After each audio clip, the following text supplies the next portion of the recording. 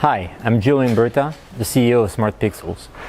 Our playfield is luxury fashion, especially virtual product shots, 3D products, and customization experience. In this context, I'd like to share a few thoughts about the current state of how we see fashion and 3D today, the recent impact of the pandemic, the different aspects of digital product experience online and in store.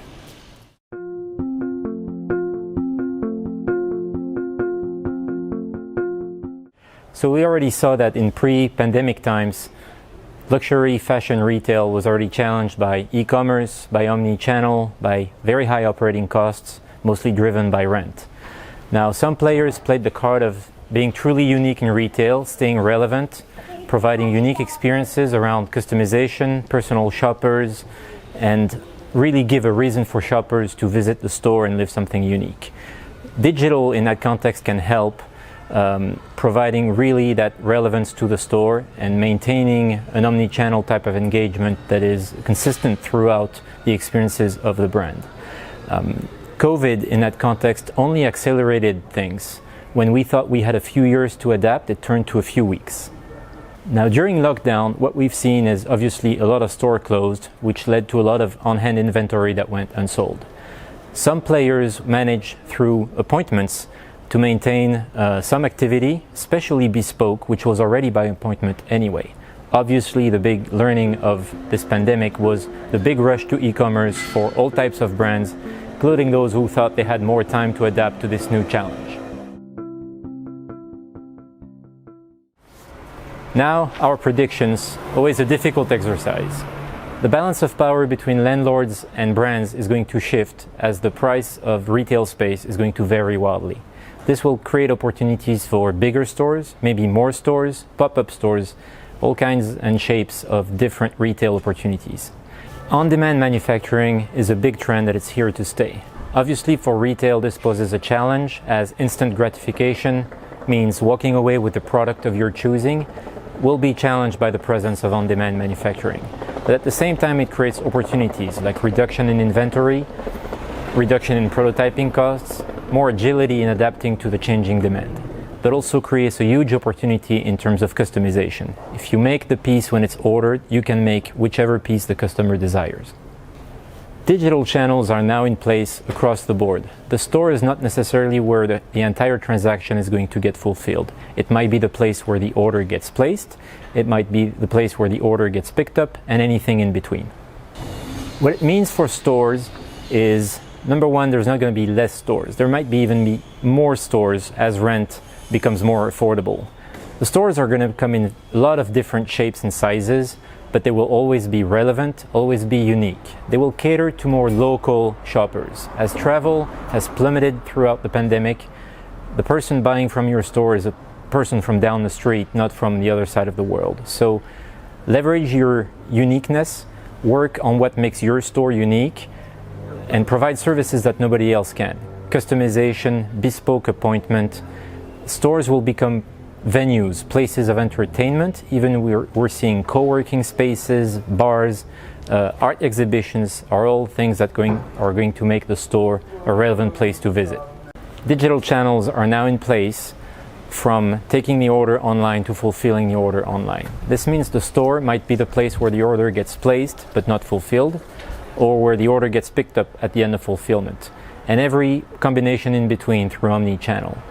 As long as the store stays relevant and is considered a touch point across many touch points with the consumer, retail will remain relevant.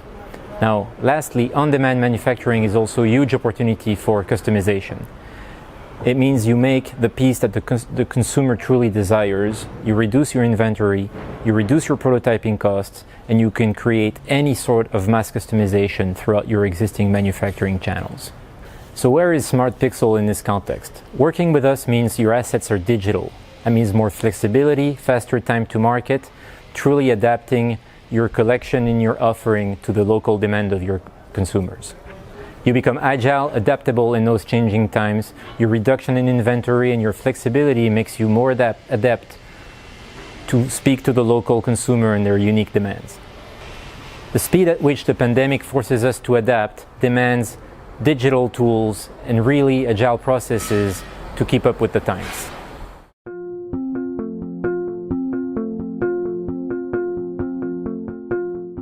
So I think two trends will most likely continue to exist after the COVID. One is a demand-driven model. The second one is less is more, a simplification in collection and assortments for fashion. In terms of a demand-led model, obviously it reduces inventory, it reduces prototyping cost, it has a lot of eco-friendly effects in reducing waste. Consumers want to be involved in one-to-one conversations with the brand, and on-demand manufacturing creates the product as the medium for that conversation. If the product is truly unique and personalized by the consumer, it becomes the vector of the interaction between you and your consumer, and this conversation can be very deep and meaningful. On-demand manufacturing makes customization the norm if you can solve this puzzle. How do I capture the consumer's intention for their product, and how do I transmit that information to manufacturing? If manufacturing is on demand, you can make any unique piece. It becomes an information transfer type of challenge. Second trend is less is more. Probably go with less collections, a reduced and easy to read assortment, and let customization create the unicity that each consumer desires. So how is Smart Pixel positioned in this context? Number one, our focus on virtual photo shoots and 3D asset production for rendering has helped brand speed up the production of marketing assets, reduce time to market, and really mitigate the difficulty of photo shoots in the COVID times. Secondly, our focus on customization really helps the brand from designing the customization offer, delivering the experience to the consumers, and then executing the orders on the manufacturing side. So think of it this way, you have a friend in the customization business.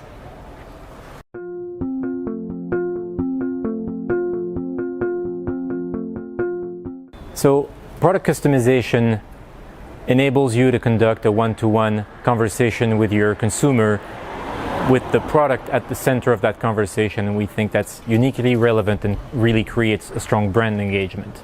Traditionally in retail, we've seen luxury brands do customization through tailoring appointments, bespoke sort of engagements in the store, and that's been traditional in luxury.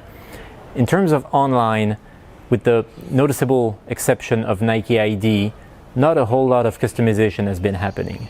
Now, in general, why don't we see more customization in retail and online? Well, number one, it's hard to do. It's a complex sale. It requires a lot of hands-on service. There are a lot of choices to guide the consumer through. And of course, the engagement is stronger, but it also means that you need to put more effort into the sale.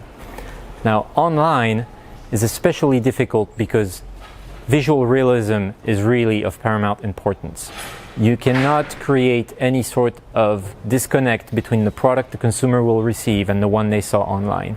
So for successful online experience, you need an exceptional consumer experience, and it needs to feel like a private appointment. And number two, the product displayed on the screen needs to be as beautiful as you see it in the store. So what makes Smart Pixel special in this context? Well, number one, we have a passion for products. We really spend a lot of time with brands, exploring what makes their products unique and understanding how to make them pop on the screen, because we go as deep as understanding everything about the manufacturing process so that we can really give back that into the image and create an emotion around the product rendering. Through this process of understanding the product, we really walk the brand all the way from designing the offer, how are they going to manufacture it, what is the storytelling around the experience of customizing it, and really help the brand through every step of the way to be able to deliver a powerful experience both in the store and online.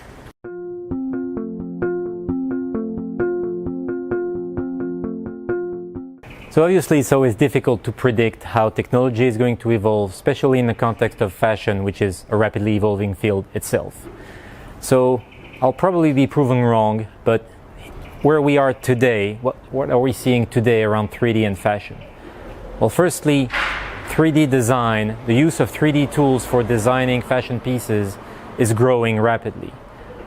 Number two, photorealistic rendering is finally here, where we can create images that are as good looking as your original product. In terms of today, virtual photography really helped a lot of brands, especially during the pandemic, producing high quality digital assets faster and cheaper than before. The bleeding edge right now for us is being able to create a hybrid between a virtual product and a real shot. There are a lot of contexts where real photography will still be better. It'll be the better way to go because you have a complex outdoor scene, you have a human model that you want to integrate in your shot. So what we propose to do is maintain that photographic process but augment it with some 3D virtual products. Think of it like a virtual photo shoot where the real photo shoot still exists, but now you can augment it with your entire collection, showcase all the variations of your products, even use it in your customization experience where the consumer gets to see their own unique product in the context of your marketing campaign. So what's coming next? Probably augmented video clips, where similarly a hybridization between real photography and virtual images could be applied to video. Think of it this way. Consumers want one-to-one relationships with the brand. Customization is the starting point of that conversation, but what about unique one-to-one marketing assets where each unique consumer gets their own unique message because all of your content is programmatic and templatized, such way that you can push the right message and the right product to every consumer uniquely. Our goal is to provide tailored product visuals to all the brands across all channels, and we're working hard on our R&D side to provide that.